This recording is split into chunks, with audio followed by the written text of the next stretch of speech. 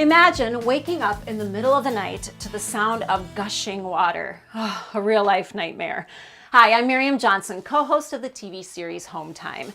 Your home depends on a properly functioning plumbing system, but as a homeowner, you know a lot can go wrong. Clogs, leaks, broken pipes, burst washing machine hoses, and sewer backups can lead to costly repairs and damage to your home. So I'm here to give you some preventative steps to make sure that your plumbing doesn't keep you up at night. Burst washing machine hoses are a common cause of catastrophic water damage in homes. A burst-free hose like this can solve that potential problem.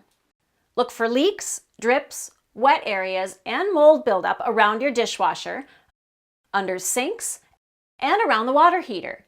These areas should be dry. Catching a water problem early can be an easy fix. Install a water shutoff device. When it comes in contact with water, it automatically shuts off your home's water. Pretty cool. Finally, know the location of your main water shutoff valve. It could be in your basement or in your yard. And be sure to mark it with a tag. Knowing where to shut off your home's water main could save you a lot of damage. You can avoid unexpected plumbing problems.